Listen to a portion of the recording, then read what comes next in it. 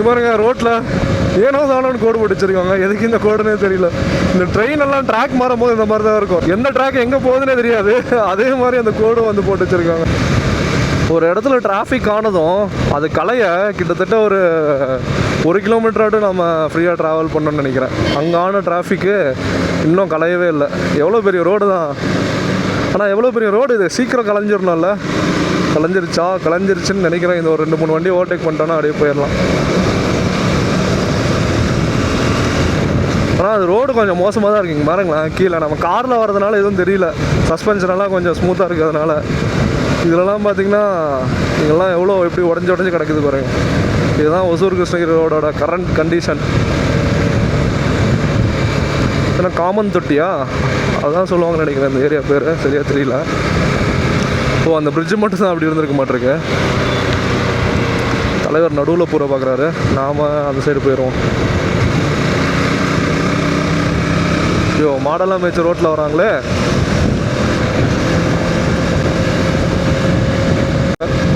பின்னாடி ஒரு டியூக்காரர், ஓல்டு டியூக்காரர் நம்மளுக்கு கம்பெனி கொடுத்து நம்ம ஃபேஸ்லேயே ஓட்டிகிட்டு வந்துட்டு இருக்காரு.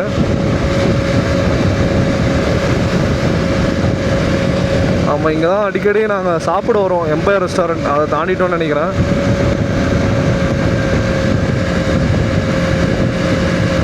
ஆனால் கண்டிப்பாக ரைடிங் கியர்ஸ் இல்லாமல் ஓட்டுறது வந்து ரொம்ப இரிட்டேட்டிங்காக தான் இருக்குது. அட்லீஸ்ட் ஷூ கூட நம்ம போடாமல் ஓட்டுறது வந்து பார்த்திங்கன்னா சேஃபே கிடையாது. நான் ஜஸ்ட் ஒரு 50 கிலோமீட்டர் போகிறதுங்கிறதுனால தான் நான் எதுவும் வந்து போடாமல் வந்தேன். ஏன்னா இந்த ரோட்டில் மண் கல்லெல்லாம், அந்த சின்ன சின்ன கல்லெல்லாம் இருக்கும்ல, அதெல்லாம் வந்து நம்ம காலில் அடிக்கிறது நல்லா ஃபீல் ஆகுது. நான் வந்து அந்த கிராக்ஸ் மாதிரி இருக்கிற செப்பல் ஃப்ளிப்ஃப்ளாப் அதான் வந்து போட்டு வந்திருக்கேன். அதில் நல்லா வந்து ஃபீல் ஆகுது. 1.3 மல்டி ஜெட்டுக்குன்னு செய்யப்பட்ட ராஜா அவன் தான், ஃபியட் புண்டோ. முடிச்சு விட்டானுங்க. ஹேட்ச்பேக் செக்மெண்ட்டு ஸ்லக்கிஷ் ஆகிடுச்சு இப்போ. அதெல்லாம் எவ்வளோ பவர்ஃபுல்லாக எப்படி இருந்திருக்கும் அந்த வண்டி. இவர் தான், இந்த டியூக்கு தான் நம்ம பின்னாடியே வந்தார்.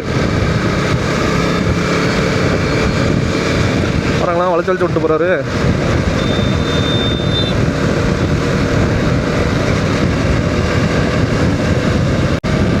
அந்த டிராஃபிக்கான இடத்துலேருந்து 5 நிமிஷத்தில் சூளகிரி வந்துட்டோம். அதாவது கோப்சந்தத்துலேருந்து. இங்கே எந்த கன்ஸ்ட்ரக்ஷனும் இல்லாதனால ரோடு மாதிரி வச்சுருக்கிறதுனால நம்ம எவ்வளோ சீக்கிரமாக வர முடியுது பாருங்களேன். ரோடுமே வந்து அண்டுலேஷன்ஸ் எல்லாம் கண்ட்ரோல்டாக சூப்பராக வந்து போட்டிருக்காங்க. ட்ரக்கு டிராஃபிக் தான் ஜாஸ்தியாக இருக்குது. ஏன்னு எனக்கு தெரியல. தலைவர் எப்படி இவரை நம்பி ஓவர்டேக் எடுத்தார் இந்த சைடுன்னு தெரியல. இவ்வளோ பெரிய ஒரு லாரி போயிட்டுருக்கு, அதை பார்க்காம வந்தார் லெஃப்ட்டு, ஒரே அடியாக ரைட்டு போயிட்டார். அதுக்கப்புறம் சூளகிரி மெக்டி வந்து கீழே இருக்கு. எப்படி வரும்போது நம்மளுக்கு பசிச்சிச்சுன்னா இங்கே வருவோம். எனக்கு தெரிஞ்சு முன்னாடியே ஏதோ ஒரு இடத்துல டீ குடிச்சோன்னு நினைக்கிறேன் கிருஷ்ணகிரியில் வரும்போது. இன்னொரு 40 கிலோமீட்டர் இருக்குமா கிருஷ்ணகிரி எப்படியும் எனக்கு தெரிஞ்சிருக்குன்னு நினைக்கிறேன். சூளகிரி இப்படி தான் வந்து போகணும்.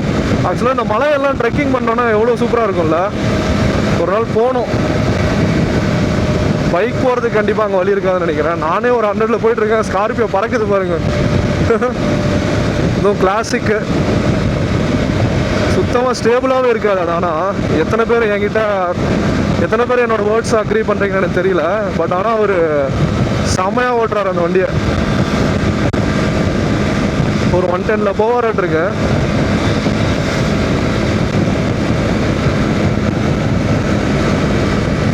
ரோடு சும்மா சொல்லக்கூடாது, சூப்பராக இருக்குது. இந்த கன்ஸ்ட்ரக்ஷன் எல்லாம் முடிஞ்சிருச்சுன்னு வச்சுக்கோங்களேன், 1/2 ஹவரில் வந்துடலாம்னு நினைக்கிறேன். நீங்கள் ஒரு ஆவரேஜ் 100 மெயின்டைன் பண்ணால் கூட ஒசூர்லேருந்து கிருஷ்ணகிரி 1/2 ஹவரில் வந்துடலாம். அந்த ரோடில் டெரைன்ஸ் ஜாஸ்தி, அதுதான் அடிக்கடி மேடு பள்ளமாக போயிட்டே இருக்கும்.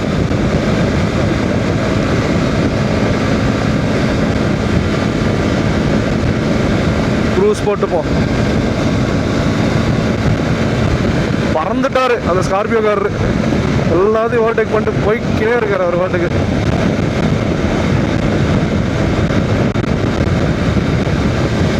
கிரானைட் ஷோரூம்ஸ் இந்த சைடு வந்து ஜாஸ்தி. நிறைய கிரானைட் மலை இங்கே இருக்குல்ல.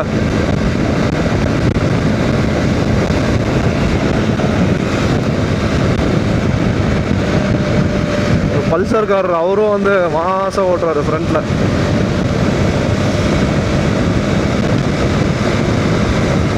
ஸ்கார்பியோ எங்கே போச்சுன்னே தெரியல கைஸ்.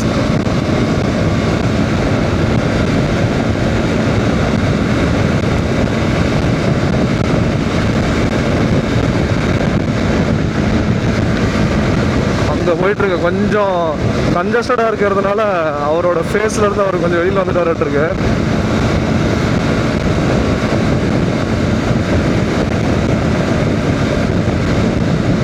நல்லா காத்தடிக்குதானா, எதிர்காத்து நம்மளை தள்ளுறதை வந்து தெரியுது, ரெஸ்ட்ரிக்ட் பண்ணுறது.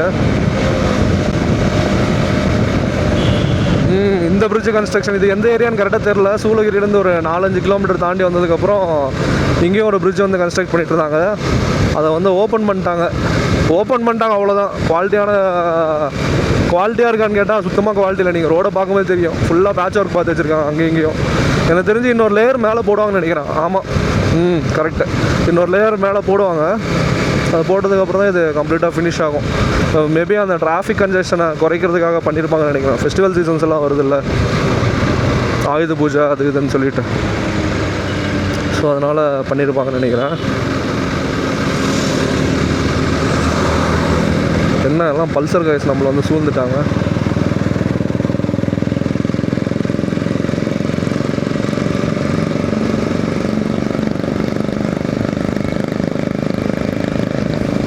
குட்டி கண்டெய்னர் லாரி.